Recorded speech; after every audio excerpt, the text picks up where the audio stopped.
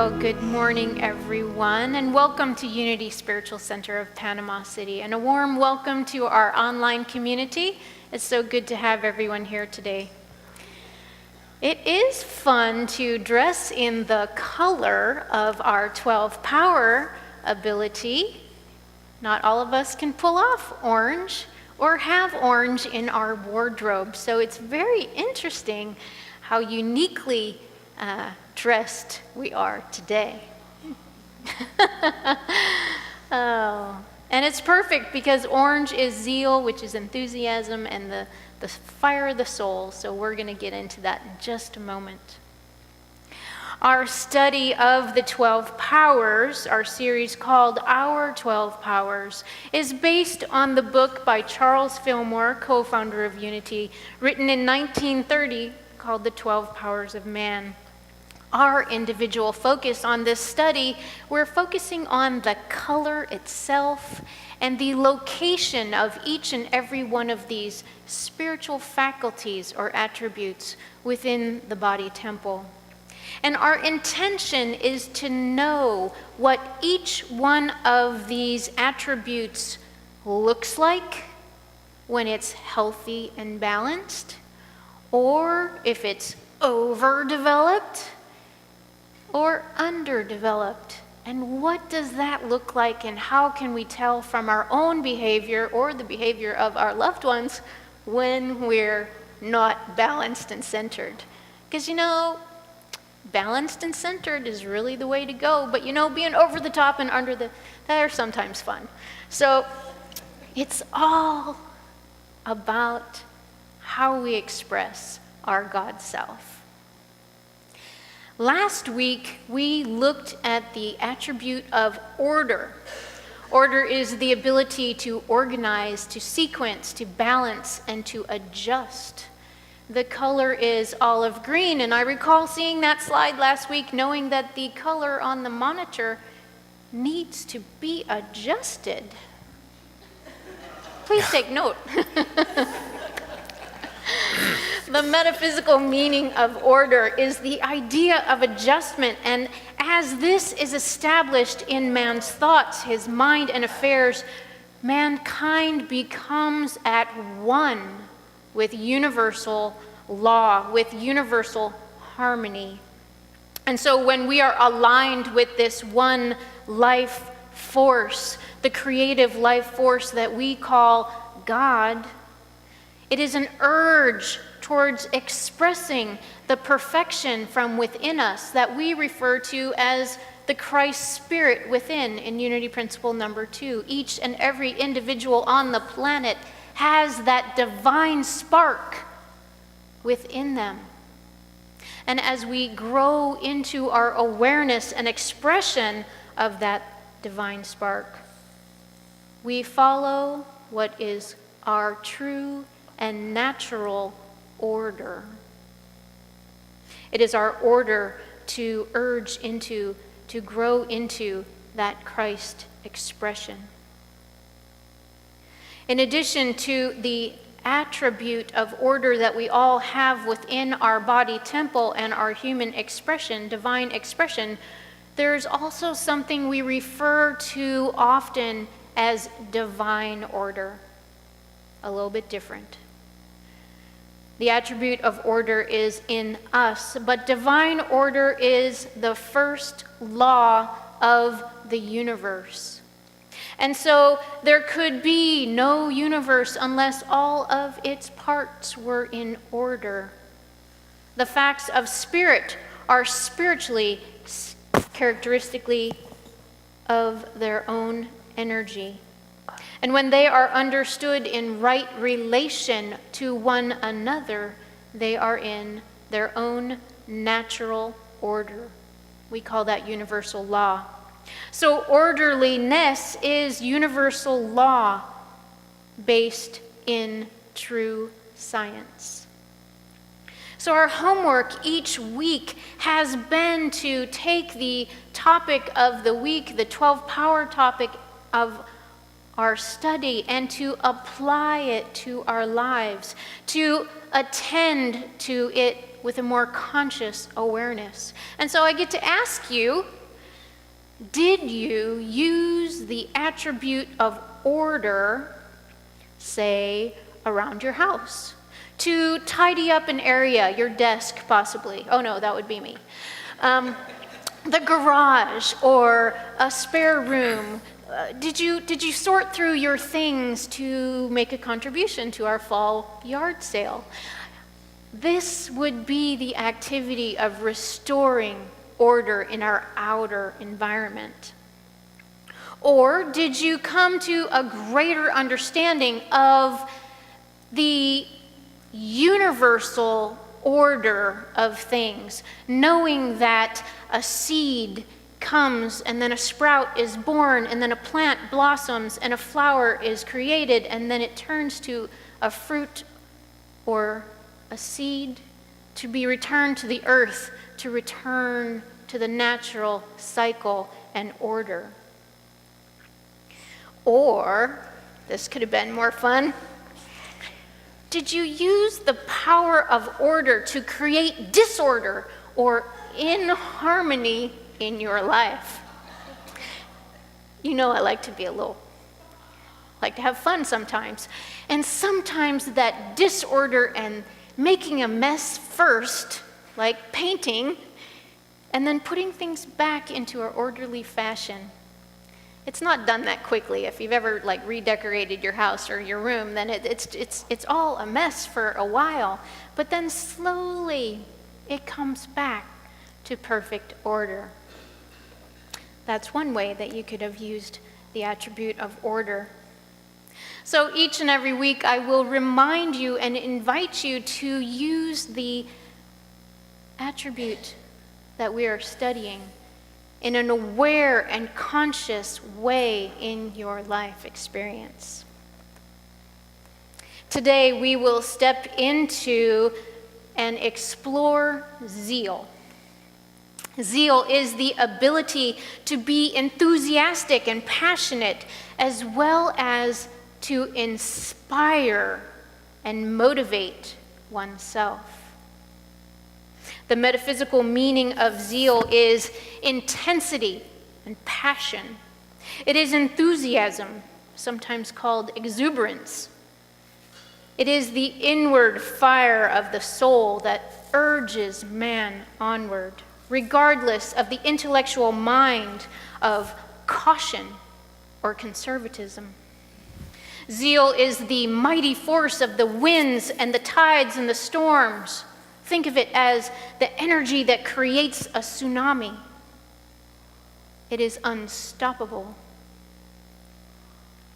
It urges the planet on its rotational course and all of the planets on their path. It is what spurs that itty-bitty ant to move that big crumb along the ground. We've all seen that. Where does that little ant get that energy from? He is expressing his zeal.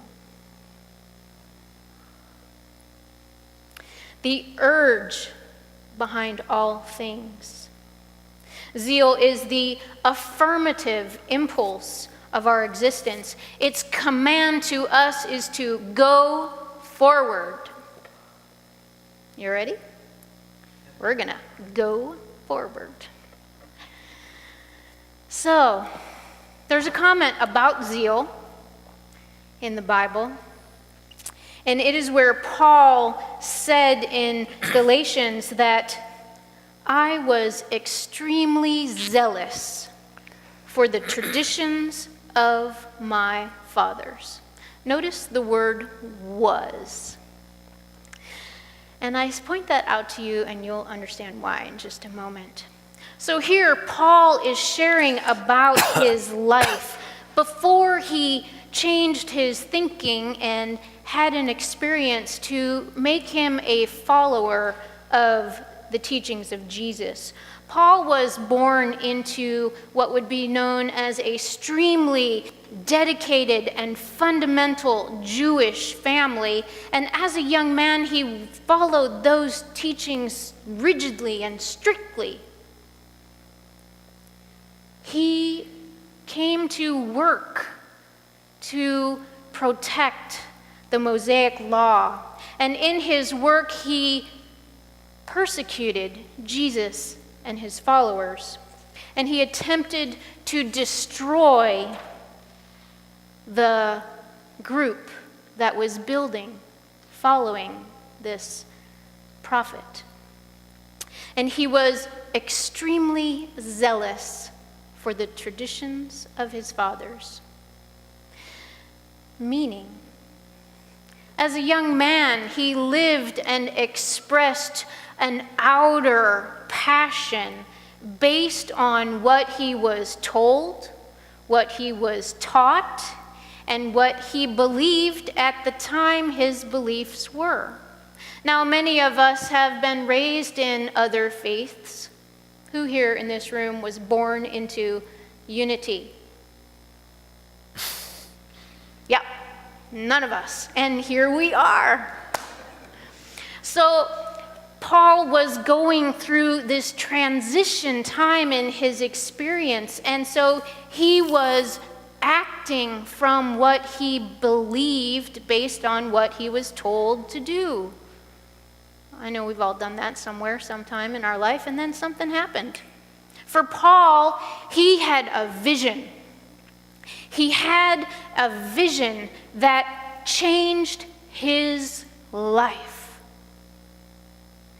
And we know that visions are the spiritual activity of the power of the imagination, of our wisdom, of faith, and of will, all combined together.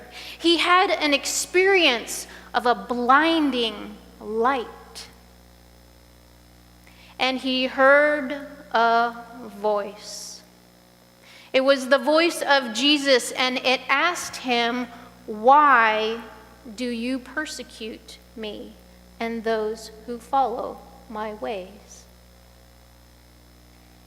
That would probably change your life too, huh? And so he was blinded for 3 days until someone came to assist him. He had a vision. It was a personal experience. Metaphysically, we know that vision is a seeing of God as the foundation of all that is. We see God as substance, and we see God as source. When we have that level of awareness, we have been awakened by a vision.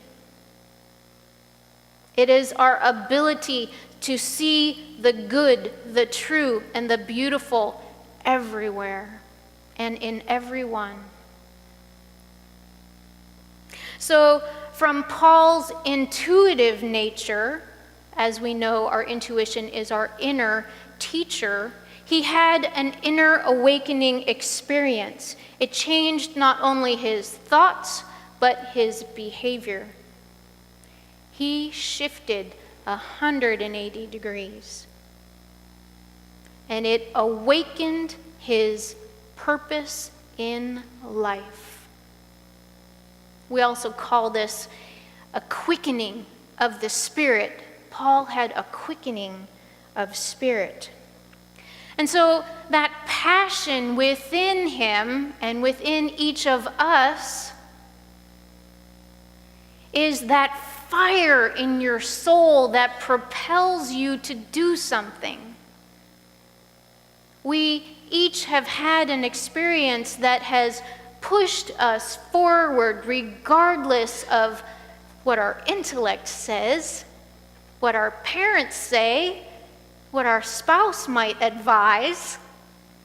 We pushed forward based on our inner fire. Zeal has a magnetic quality to it. It draws energy from its source, and it electrifies our life experience.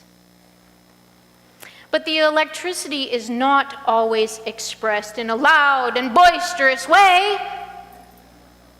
No. Sometimes that zeal as the fire in your soul is quiet and silent.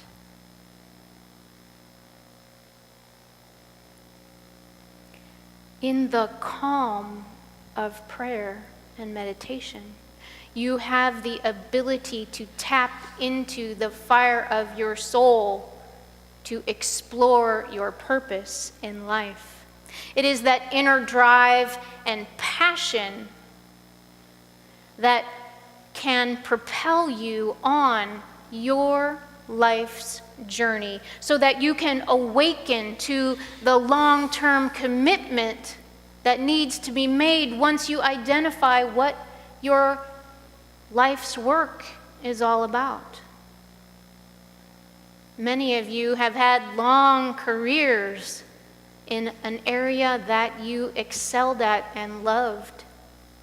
That was your zeal activated and pushing you through that time. And my prayer is that each and every one of us have that zeal experience, not just once, but many times in our life experience. In our daily word shared by Ron, it quoted a portion of the well-known Unity quote from Charles Fillmore, co-founder of Unity. It is, "I fairly sizzle with zeal and enthusiasm as I spring forth with a mighty faith to do the things that ought to be done by me." Yes, he was 94 years old. Can you imagine yourself at 94 springing forth with a mighty faith to do the things that ought to be done by you? Not without breaking something. There's days I feel 94 and I'm like, I don't even want to get out of bed. But to have this attitude and zest for living is that inner zeal, that fire of the soul that was driving him to take his ideas and spread them and share them with the world. Another Unity minister, Ed Rabel, who was a former instructor at Unity School for Religious Studies, which is what it was called at the time I went, in one of his lectures, he said, "Overzealous zeal can be an exhausting faculty. Zeal is a spiritual attribute, not just an outer emotional enthusiasm. Zeal generates spiritual motivation for living and creating good from within. It appears as interest and enthusiasm or exuberance on the outer. However, the internal essence of zeal is a deeper and greater level of energy. The outer expression is the reward for allowing this life force to move through you. So it may show up as exuberance. Another way to describe the flow of this energy is being in the flow, being in tune with the universe. The harmony of the universe is heard through the heart with love.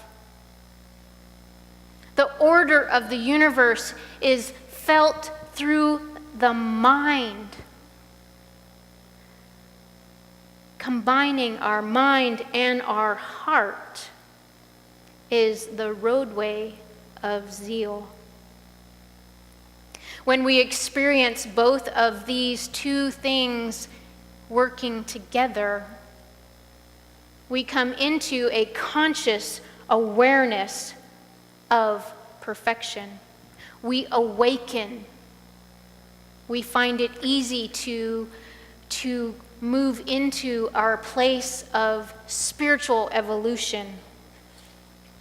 But to accomplish this, man must be internally motivated. I love the air conditioning. Outer motivation is sometimes perceived as enforcement or pressure. It feels like someone else is trying to make us do something. And I know, Unity people, like many, don't have to be in Unity to own this one. Unity people don't like to be told what to do. Would you say that's true? I'm on to you guys. Human motivation has to come from within. We need to awaken the energy of our life force. We need to allow zeal to unfold. So you can choose, because there's always choice, you can choose to be unmotivated, or you can choose to allow that energy to motivate you to do what is yours to be done that day. You can even spring forth with a mighty faith if you want to. But whatever you choose, know that all of the universe will join you in the process. Meaning, when we step into a place where we are in harmony with the universe, all of the energy around us in our lives aligns with that. And when we choose not to step into harmony with the universe, all of the energy around us will be in alignment with our choosing to not. And so that's why we teach to pray expectantly.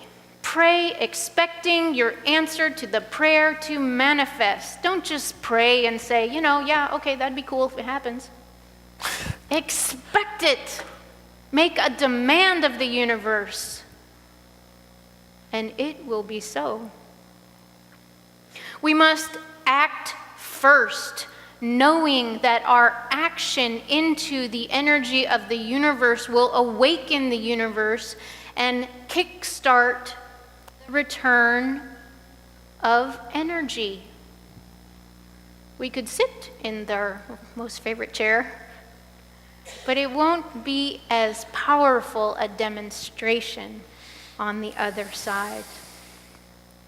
So when we see our life connected to the universe and all that is, to know that we are truly one with another, one with the community, one with the greater good, one with the universe, one with all energy, we have stepped into what is called universal consciousness. Jesus tapped into and taught universal consciousness. He knew that he was one with the divine. He said multiple times, I and the Father are one. The Father, to him in his language, God, universal life source, is universal consciousness. When we recognize that oneness, we have tapped into the affirmative push of the universe, and we are hearing loud and clear from that universe to go forward. Go forward. We're going to be going forward. Because the opposite of going forward is going back. And that is a bad mental and emotional habit. Looking backwards, clinging to the past, staying stuck in some story or drama or I'm lost for words. But you know what I'm talking about, to be stuck somewhere. We're usually stuck in a place of fear, false evidence appearing real. You guys know that one. It's like getting black, yucky tar on your feet. You know, the beaches in California, there's a lot of tar on the beach. We don't have that problem here. It's beautiful. But you would walk away from the beach with this black, sticky substance on and it took a long time to get it off your feet. Being stuck in the past is like that everywhere you look, in your relationships, in your health, in your finances, in your dreams. That's not how I want to live. Is that how you want to live? I didn't think so. And so we are called to come into our place of oneness, to know that I and the Father are one. Repeat that with me. I and the Father are one. It may not be the language that you choose on your regular affirmative basis. So let's try this one. I am one with all that is. I am one with all that is. Same thing. And so when we take time in prayer and meditation to find our pure zeal, the energizing force within us, the still, silent, generating power, we find this and our behavior shifts, our thinking shifts, and organically we tend to express joy and connection and enthusiasm. And we get to choose or not to express it in a wild and crazy way. But we get to choose. And so in your meditation time, focus on the area and the color of orange. The area is the brainstem, back here. And so we want to focus our visualization on the brainstem, knowing that we have reconnected with truth, and that exuberance is not zeal itself. It is the byproduct of the energy of zeal within our body temple. The neck, where the brainstem is located, is the balancing place between the head and the heart. It's a conscious effort to balance all of this, don't you think? Focus on the silent power of zeal to help you do that. It is the perfect union of intellect and heart. And when we work with them in a pair, in conjunction to one another, our lives blossom. So by deliberately empowering the mind power of zeal with wisdom, we can activate ourselves without physical exhaustion, because the mind power can become so active. Don't you think? Have you had some monkeys going on sometimes? Those chattering monkeys and thoughts can just drain our vibrant energy. And so we want to allow ourselves to release that and know that our life energy of zeal can be awakened without exhausting us. It's there to empower you. And so balanced zeal is the ability to be passionate and inspirational and motivational based on divine ideas, universal law, and truth, with a capital T. Zeal also has the ability, you're going to love this one, to inspire all of your other attributes of God. Just think, you switch the zeal button and everybody else gets a bolt of electricity. Wouldn't you just love it if your faith faculty is quickened with a little bit of energy when you need to have that happen? So, if our zeal is underdeveloped, it shows up as a person who is listless. They have no zest for life. They have difficulty starting things, let alone finishing them. And this person probably has a lot of started projects around their household. We should go to their yard sale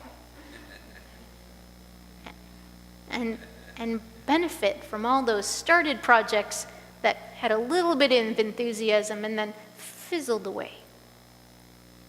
If zeal is overdeveloped, it shows up as an individual who is impulsive and jumps the gun. Do we all know anyone like that?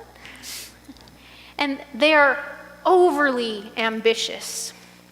And this level of excessive passion could be called obsessive compulsive. Oh, we all know somebody like that. I can tell by the laughter in the room. And so the question for each of us comes for this week: how am I using my gift of zeal? Am I using this gift of zeal to speak my affirmations with enthusiasm and electric energy, thus increasing the vibration in the room? Do I recognize that to use zeal effectively, I must invite wisdom along for the ride? Do I use the attribute of zeal to embrace being the Christ presence? Unity principle number 2. So whether zeal is balanced, underdeveloped, or overdeveloped, we each have the ability to use our conscious connection to spirit to manifest our own personal transformation. So this week, you get to ask yourself, am I using my gift of zeal to energize all of my 12 powers to have them work in a harmonious and balanced way? And I look forward to hearing the stories of how you're using your balanced power on Wednesday evening at Wednesday Exploration, where we have the opportunity to talk further one-on-one and in small group about how these attributes are playing out in your life and what we can do to strengthen them, to empower them, and to use them effectively with one another. And so I leave you with this thought. Go forward with God to create good in your world. Namaste.